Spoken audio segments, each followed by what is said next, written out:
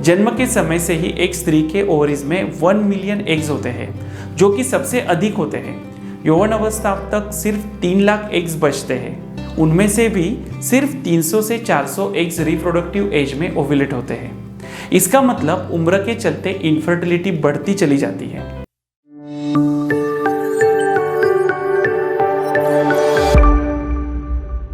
आप में से कई लोग आज इनफर्टिलिटी से गुजर रहे हैं और फीमेल इनफर्टिलिटी केसेस में AMH वैल्यू सही होना कितना जरूरी है ये आप सब भी जानते हैं। तो आज हम ये देखेंगे कि AMH वैल्यू आखिर क्या है और प्रेगनेंसी के लिए इसका क्या महत्व है।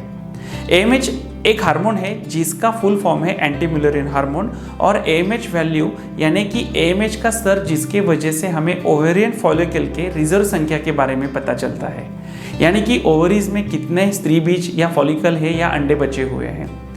AMH हार्मोन अंडाशय के अंदर मौजूद फॉलिकल के ग्रैन्युलोसा सेल्स के द्वारा बनाया जाता है, इसलिए जिनके ज़्यादा फॉलिकल्स उतनी ज़्यादा उनकी AMH हार्मोन की लेवल होती है।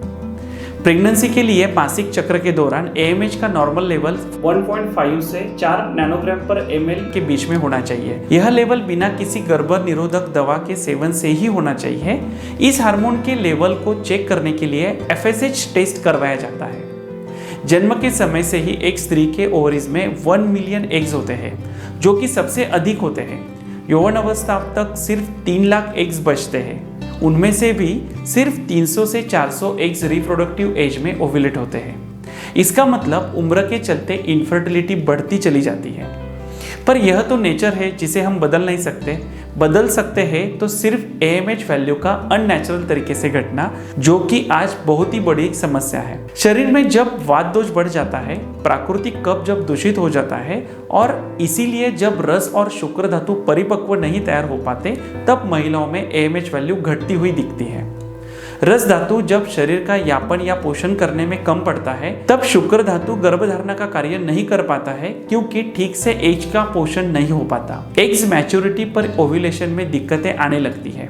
ठीक से पचन न होना, ज्यादा असंतुलित आहार का खाना या कम पौष्टिक आहार खाना, बहुत एक्सर्शन करना, बहुत शौक करना या स्ट्रेस लेना, कम नींद लेना, कोई पुरानी बीमारी का कई अरसे तक शरीर में रहना, इन सारी चीजों की वजह से शरीर में रूखापन बढ़ता है। फिर वात दोष भी बढ़ जाता है। कफ दोष जो कि नवनिर्मित का काम करता है, वही भी वात दोष की वजह से सूख जाता है। फिर किसी निर्जल पौधे की तरह ओवरीज की कंडीशन होती है, ठीक से एग्स तैयार नहीं कर पाती और AMH लेवल घटती जाती है। फर्टाइल एज में AMH वैल्यू नॉर्मल की जा सकती है, सिर्फ जरूरत है अच्छे आयुर्वेद ट्रीटमेंट की। AMH वैल्यू बढ़ाने के लिए रस औषधि, पंचकर्म, अच्छा आहार या योगा प्राणायाम, यह 4 चीजों पर एक साथ काम करना पड़ता है। तब जाकर शरीर में वात दोष शांत होकर शरीर का रूखापन कम करके ओवरीज को पोषण बढ़ाता है और AMH वैल्यू भी बढ़ाता है। आयुर्वेद के हिसाब से गर्भधारणा होने के लिए 4 चीजों की आवश्यकता है: ऋतु, क्षेत्र, अंबु और बीज। इसमें से बीज को दर्शाती है AMH वैल्यू, जो कि एक महत्वपूर्ण घटक है। जितने जल्दी आप ट्रीटमेंट के लिए कदम उठाते हैं, उतनी ज्यादा आसानी डॉक्टर को AMH वैल्यू बढ़ाने में होती है।